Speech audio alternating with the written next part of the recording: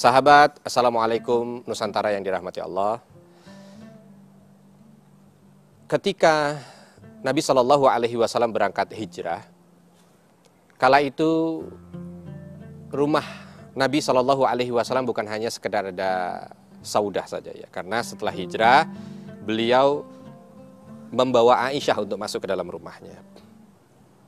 Tidak lama dari itu setelah perang Badar, Hafsah putri dari Umar bin Khattab juga masuk ke dalam rumahnya. Yang luar biasa, Aisyah menikah di tahun yang sama dengan Saudah ya, hanya dibawanya 2 tahun setelahnya atau 3 tahun setelahnya. Nggak lama dari itu, jarak setahun saja Hafsah masuk.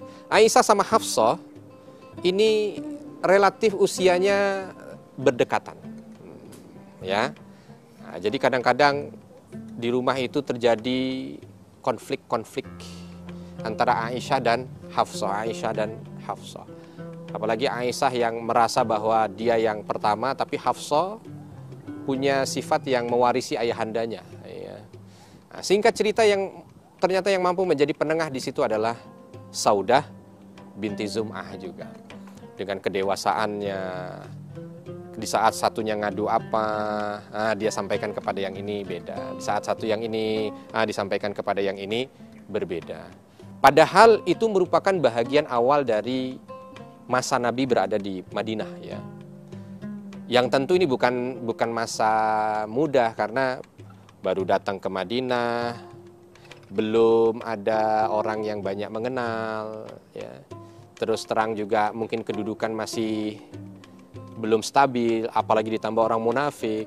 Kalau tidak ada yang mampu menjadi netralisir dalam keluarga, itu pasti akan menjadi beban tersendiri buat suami. Jadi ibu-ibu perlu pahami itu ya.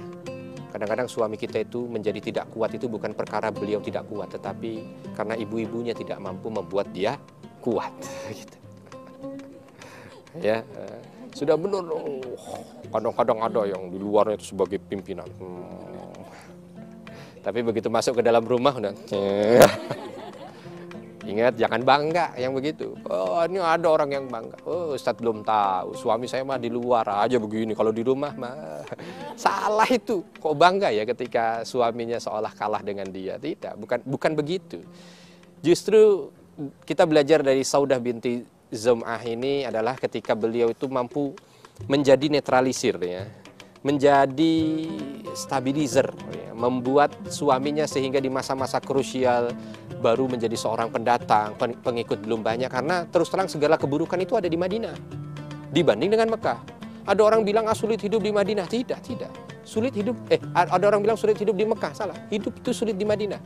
Di Mekah masih ada pendukung, pamannya Nabi, istrinya Nabi Khadijah. Di Madinah tidak ada pendukung sama sekali.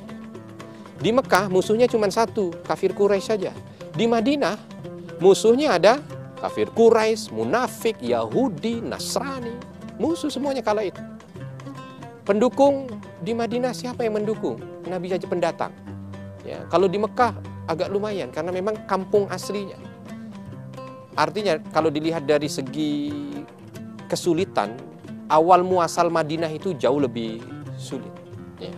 Akan tetapi sekali lagi, kalau kita berbicara tentang episode hidup, Allah kirimkan Saudah binti Zum'ah sebagai anugerah terbesar untuk Nabi SAW, sehingga fase awal Madinah, fase awal yang kita bicarakan, fase awal Madinah Nabi mampu menjalani itu dengan tenang, dengan stabil, dengan baik.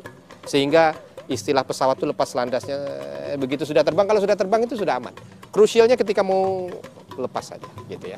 Maka mudah-mudahan termasuk ibu-ibu yang ada di sini ya mengambil pelajaran dari Saudah binti Zum'ah ya.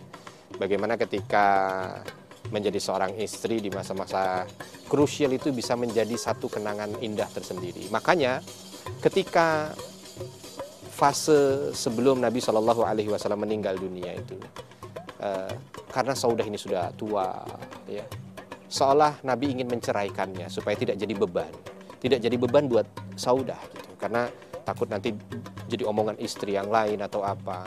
Tapi karena momen-momen indah ini akhirnya mengurungkan niat Nabi untuk menceraikan Saudah gitu ya. Istilahnya Saudah sampai mengatakan, wahai Nabi, apapun yang terjadi padaku, aku terima dengan baik, selama nanti aku di surga mampu untuk bisa menjadi pendamping. Jadi segala omongan apa segala macam itu beliau tahan ya. Apalagi beliau ini menjadi sumber kebahagiaan tersendiri buat Nabi, karena Saudah ini terkenal orang yang mampu membuat Nabi Shallallahu Alaihi Wasallam itu tertawa agak lebar. Jadi orangnya itu walaupun dia usianya tua tapi lucu gitu ya. Jadi ada beberapa momen itu yang Nabi itu kalau ketawa jarang sampai terlihat gigi geraham kadang-kadang ya. Ini kalau lagi ketemu sama Saudah itu kadang-kadang ketawanya bisa agak lepas gitu ya. Pernah satu ketika yang sering disebut oleh ahli sejarah, lagi sholat malam ya, tiba-tiba lagi sholat malam begitu Nabi Shallallahu Alaihi Wasallam bangun dari ruku ya, tiba-tiba nyentuh gitu pundaknya Nabi ini menyentuh hidungnya beliau gitu ya.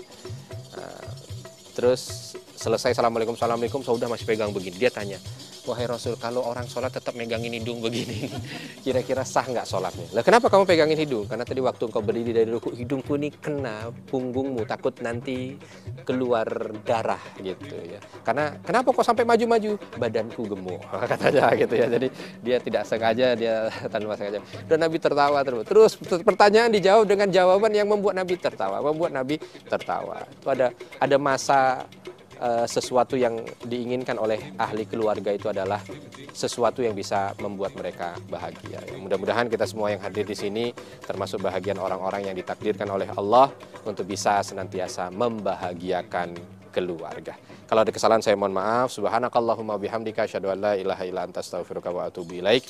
Wassalamualaikum warahmatullahi wabarakatuh.